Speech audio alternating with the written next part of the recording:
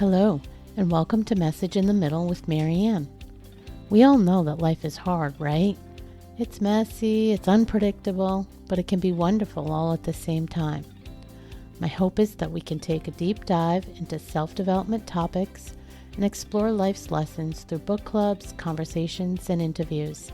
And together, we can uncover the lessons that others have already learned to help us navigate this crazy, wonderful ride called life.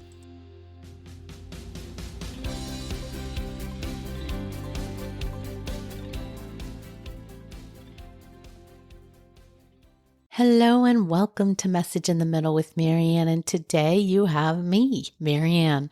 So anybody that's listened, you may know that I've wanted to do more solo episodes, so I'm trying to put them in here and there in between other segments or other series. I also have shared in our private Facebook group that I'm actually not as comfortable doing solo episodes as I am interviewing people. I'm not sure if that's because it feels a little safer, if you will, interviewing others, or maybe because it feels like it comes more naturally versus being open and vulnerable and sharing about myself. So I'm trying to continue to push the comfort zone and go out of the box that I normally sit in and continuing to grow and transform as I encourage all of you to do. So you will hear, or not, I guess, if you don't choose to listen to them, but I'm going to try to do a few more solo episodes. I hope you get something out of it and give me some feedback. This segment I framed up in my private Facebook group and asked folks if they had any questions that they would like me to answer. I mentioned that I was going to do a Q&A and I would love to get questions, and a few were posed directly in Facebook and a few were posted through DM to me. So I'm going to go ahead and answer a few questions. This won't be very long. I don't know, I think I have about 5 questions maybe. So I'm going to give this a shot. And if this is something that works out and you guys want more of, I would love to do more segments like this. If you supply questions, I'll try to give you my best answers. So I'm going to start out with the first one. And the question was around what my morning routine looks like. Most days, for sure, Monday through Friday, I get up between 5:30 and 6 o'clock. Typically, I wake up without the alarm, but it is set in the event that I don't wake up. I start my day with a moment of gratitude. That's something that I implemented a few years back and I still do every day. And some days that looks like giving thanks for just waking up. Another day of being able to get up with, some people don't, and I'm thankful for that every day. Other times I might just take a minute to be grateful for something that happened to me yesterday or something I'm really looking forward to today. So it really depends on the day. But my favorite ways to do that is taking a few minutes to just lay in bed and listen to the sounds of nature. And obviously that can't be done in the middle of winter, but in the summer, I'm lucky enough to live in a very rural environment. And so typically at that time of the morning, I have lots of birds singing.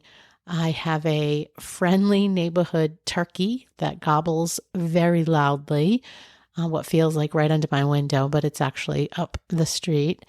There's an owl that I can hear hooting if it's early enough still, or sometimes later at night. And so I really just like to sit there and listen, the window open, and hearing all that nature around me. I find it peaceful, and I'm very grateful for that.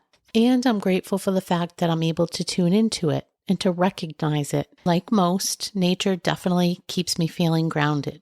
So those are a few examples of how I might show my gratitude or acknowledge my gratitude on any given morning. Lots of different ways, depends on the day, but really just a couple of minutes. It's worth a try, and it definitely sets you up for a different type of feeling at the start of your day, more positive. Along those same lines, I take a couple of minutes to set my intentions for the day. I just think about how I want the day to go, how I want to feel, things I want to focus on. Just really set my intentions in a positive way. The next thing I do is jump out of bed and I drink a large glass of water. Well, actually, it's a bottle, but I have a 16-ounce bottle of water by my bed every morning and I start my day with that. So I drink down most of that bottle. Then after that, I make my bed. Every single day, without fail, I make my bed. I probably have since I was a kid. I actually just don't remember not making it. So I make my bed and then I head to the bathroom to take a shower and get ready, usually get ready for work. Once I'm out of the shower and I'm getting ready, I am usually listening to a podcast. Most days there is a podcast going and that's for about 20 to 35 minutes. I'll have that going on pretty much while I get dressed, do my makeup, do my hair, which is a ponytail most days these days. Then I'll come into the kitchen and I'll make my tea and I'm still listening to the podcast. I usually throw in a load of laundry and then I come into my office and I start my day. So not really fancy, but very routine. It's pretty much that routine every day over and over and over. I'd love to hear from some of you about what your daily routine looks like in the morning, and I'd love to know if there's anything that you've recently implemented or if these are things you've done forever.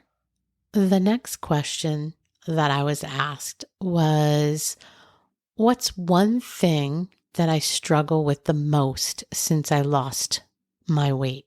So for those of you that don't know or need a reminder, I was on a weight loss journey for many years, starting probably, 7, 8 years ago. I lost a substantial amount of weight and kept most of it off, put a little bit back on, but kept most of it off. So the answer to the question was, what is the one thing I struggle with the most? But I'm going to answer, what are the two things I struggle with the most? Because I think there are two.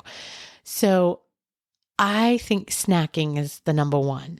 I've done a phenomenal job, I think, of shifting to mostly healthy foods. Not all the time, not every day, not, strictly, but, in comparison, I eat very little bread and pasta and rice. I hardly ever have a soda, which I used to be like addicted to, and now it's just a rare occasion. I eat salads and veggies, which I never used to do. I have fruit available in the fridge every single week. I prep and have a big fruit salad. I have all the makings for regular salad. So I do eat much better than I used to, much healthier. I try to make sure that I'm protein forward on my meals and even my snacks. I stop eating when I'm full. I don't really have a problem with that now. I don't have that mentality that I used to in the restaurant, for example, and be like, oh, I spent all this money, I should eat it. I don't do that anymore. I definitely leave food on my plate. I don't eat in the morning until I'm hungry. Usually around 10:30 or so is when I break my fast. But the area that's still an opportunity for me is that I still snack too often.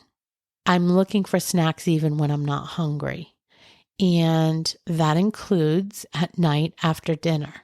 So that is something that I still have to work on. And some days I do much, much better. And some days I don't do as well. But it's probably the thing I would say regarding my eating and weight loss and health that I have to watch the most is my snacking. The second thing I wanted to throw in there was exercise. So again, if you know me, you know my journey, or you've heard anything, me talking in the Facebook group, you know that I've never been big on exercise. I just haven't. There was a period of time where I was really big on Zumba. And it's actually when I started losing all my weight, I got on a really big Zumba kick, was going at least 3 times a week. At one point, it was like 5 times a week. And did that for multiple years. And then I have sciatica in my back, which, knock on wood, hasn't acted up in, probably 5-6 years. But it was acting up a lot.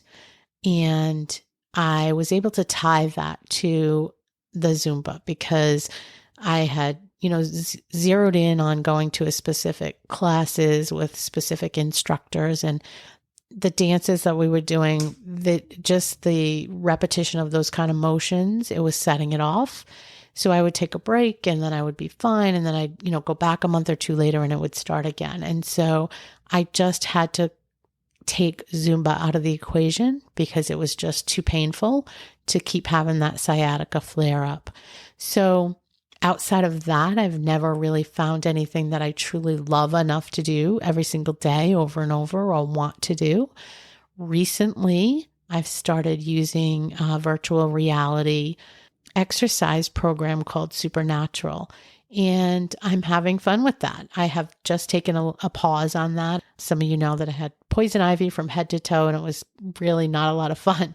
And so I couldn't really get geared up, if you will, to do that virtual reality Supernatural because you have to wear like this headset and these things on your hands. And so I took a little bit of a break. But before that, I was definitely getting into the groove, and I was doing it mostly 5 days a week, 30 minutes or so. So sometimes more than that, but mostly about 30 minutes. So I'm just getting back into that and I enjoy that. So I'm hoping that's something that I'll continue to enjoy. And of course, there's other stuff I do enjoy. Like I enjoy going on a hike. I enjoy kayaking. I enjoy, doing outdoorsy kind of stuff, but it's not stuff that I get to do all the time. So yeah, those are the two things I struggle with the most around my weight loss and health journey. All right, let's see what's next. How am I doing on my goal of trying to have more fun and add more joy into my life? So again, if anybody has tuned in before, were part of the Facebook group, participated in any of the sessions we had on vision boards, you would know that for 2023, I said my word of the year was going to be fun. I've shared that I am very serious, that I don't really do well, or it's not easy for me to loosen up and just let loose and relax. And I am really trying to change that and trying to just infuse my life with more fun. And I would say since it's mid-year that I've been doing pretty good. I've had a few long weekends away with girlfriends. I go out to dinner now once a month with a group of gals from high school, and we laugh and enjoy ourselves. And that's not something I used to do. I would never have made time for something like that on the regular. I'm working from home full time now, so I get to enjoy family dinners with my kids and grandkids more and not rushed. I always worked away, and I came home when the kids were little. Of course, we had dinner together and such, but it was always rush. I was always rushing and long commute. I worked far, worked long. It was a long commute. And so being at home, being able to, stop at a reasonable hour and have dinner ready and enjoy family time and play with the kids. It's just fun, and it really does bring a lot into my life, and I feel lucky. I feel blessed to be able to do that. That said, I would say I still naturally default to being too serious, buttoned up, if you will. I am aware of that now, though, and I do find myself getting more comfortable just relaxing. I'm much better at not feeling like I have to be productive all the time. A couple of days ago, I was running through the yard blowing bubbles with my granddaughter. And this is not something I would have done in the past and not felt silly about. And I just was having a blast. We were laughing, chasing each other, and it was fun. And so I think I'm doing a pretty good job. I will keep working at it. I want it to become second nature, to just be able to let loose, relax, and have a great time. So the next questions 1, 2, 3, and 4 are all around podcasting. So the first one was, how do I come up with topics for my episodes? And the answer is that's a mixed bag. So sometimes it's life, something's going on in my own life, or I'm feeling a certain kind of way, or just feeling the desire to talk about something.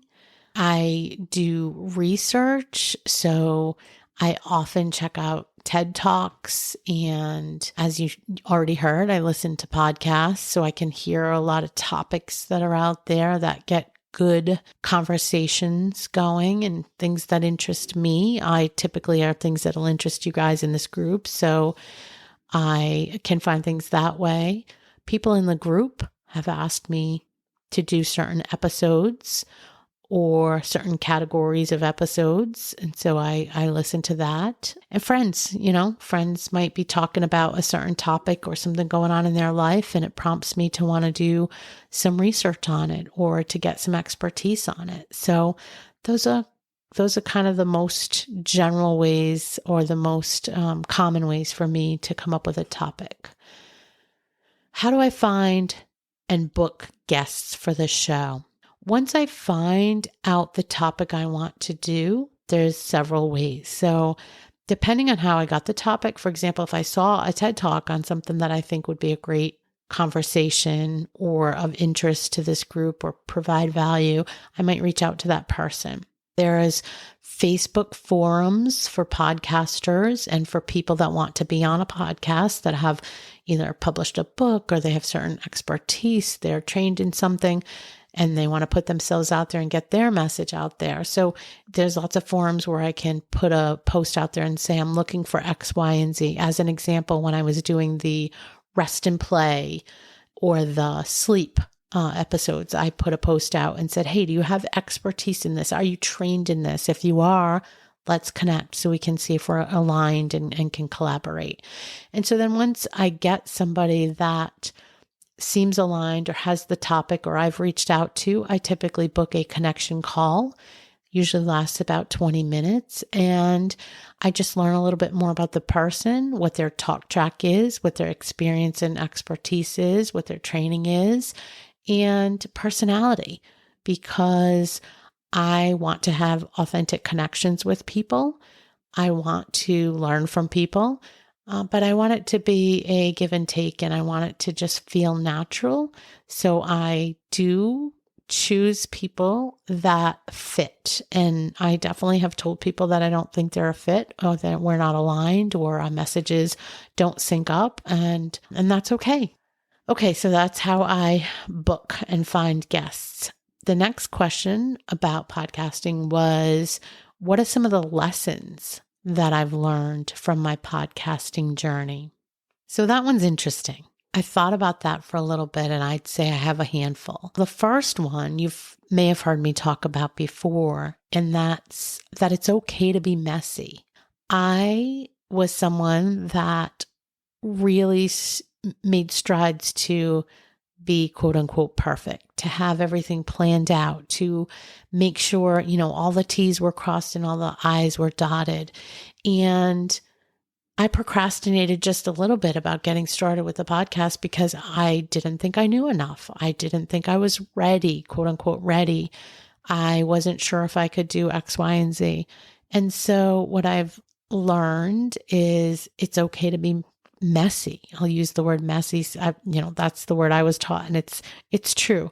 You can go in and you can do whatever it is. It doesn't just have to be podcasting, but if there is something you want to try, get in there and get your feet in the ring and start.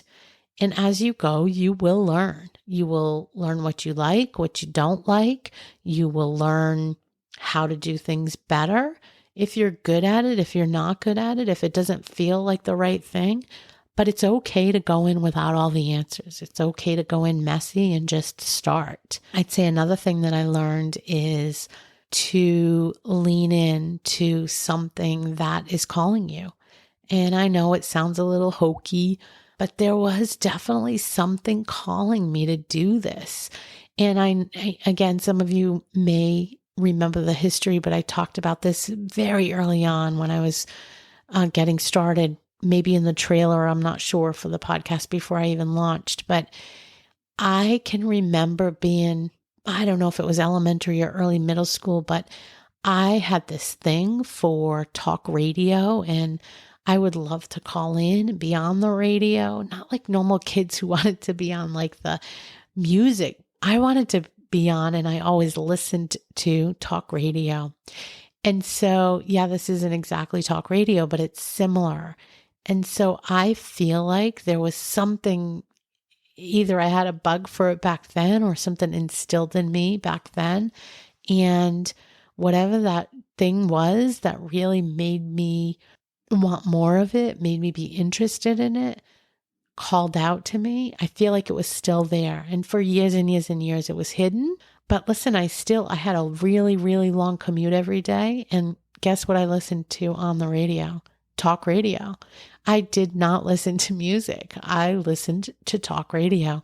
So something was there, something that just inside of me, I guess, that wanted me to go in this direction. And when I had that break between jobs a year and a half ago, and I had 6 months off and things got quiet in my life, for some reason, I just knew. And once I knew, I just had to find a way to get here. So that's what I did. But I think my message there is to lean into it. If you feel like something's calling you, do it. Be open to the journey and not the destination. So this is one that I have struggled with over the years. Again, my planning and wanting everything to be right and wanting to kind of know where I'm going and be in control of the situation had me always wanting to understand what the end result would look like. And I think now I've learned to be more open, to have fun along the way, and to just see where it leads me. It may not be the place I thought it would, and that's okay. I will get somewhere different. I will learn new things. I will meet new people. All those things are great. And anything that's moving you forward is growth. It doesn't have to be exactly what you thought it would be, but any kind of projection forward is growth. All right, the last question about podcasting is, what's the hardest part about podcasting? So for me, it's putting my voice out there, being vulnerable. I alluded to it at the beginning of the show. Doing this alone is hard for me. It's getting a little easier, but it's hard for me. The second thing is getting new listeners. It's really hard. There's a ton of indie podcasts out there. So getting visibility, getting people to find your show, getting people to listen, it's challenging. And so you can get a little caught up in the numbers. And if you find out that other people are getting, tons of new subscribers and you're not, it can be a little bit defeating if you're putting a ton of time into it. But I do remind myself that I have a group of people that are loyal listeners, and for that I'm thankful. And that when I set out to do this, I had said to myself, if I can just help one person, if within each topic I can help one person, then I will be happy. And I've gotten a lot of feedback. And I think that that is the case in most episodes. Obviously some touch more than one.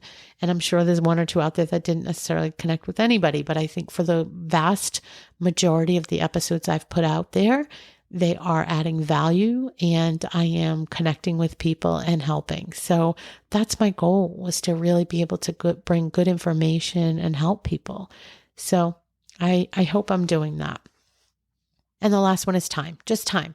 So it's hard to find time sometimes, right? If I'm being honest, I have a full-time job, I have my family, and this does take time. And so finding the time and prioritizing it obviously has to come from somewhere. So I have to, dedicate a chunk of time to, meeting with people, vetting people, doing research on them before and after, then recording with them, editing everything. It does take time. So that's part of why I want to make sure I'm reaching people and connecting with people, because I want the time to be worthy and bring value to people. All right. So my last question, I purposefully put it last. The question was, what is something I dream about doing? So there's two things. One of them I've mentioned before, and that's writing a book. And the other one is having some kind of home or service for pregnant teenagers so that they can be supported, they can feel like they're not alone, or so we can make sure they don't feel like they're alone, to help them with foundational services like school and housing and daycare and all those things. But I'd also say the biggest thing is to make sure they know that there's more out there and that they can reach for more and they can be or do anything they want to, and not have them get caught in a cycle of being stuck in the system, being stuck in poverty, being stuck in circumstances that they feel like they can't overcome. And I say this, and these two things sort of go together, and I'm going to be vulnerable here for a minute, but some of you know a little bit about my story, but I got pregnant with my first daughter when I was young. I was 19, was not very supported for lots of reasons, and it was a really hard time for me, And my family became estranged, and I actually was homeless for a minute or two, and it was more than a minute, but, and I saw people my age getting caught in a cycle of repeated patterns from their parents and their families before them and not knowing how to get out of that. And I will say I was fortunate enough that I did know how to get out. I did know there was more. I did know I could go back to college. I did know that this wasn't going to be enough and that, there was more out there for me. And so I feel like helping others in those same circumstances is something that I can dream to do one day, because I would love to be able to give that gift of knowledge, of hope to young moms or moms to be. So those are the questions that I was asked this week, and this went longer than I expected it to go. So I hope that those of you that asked the questions enjoy the answers. I would love to get more questions and do another episode like this sometime. For now, I'm going to say goodbye and have a great week. Thank you for listening to this episode of Message in the Middle with Marianne. If you enjoyed the podcast, please take a minute to share it and write a review, as it helps bring new listeners to our audience. If you'd like to keep the conversation going between episodes, please join us at Facebook group Message in the Middle with Marianne.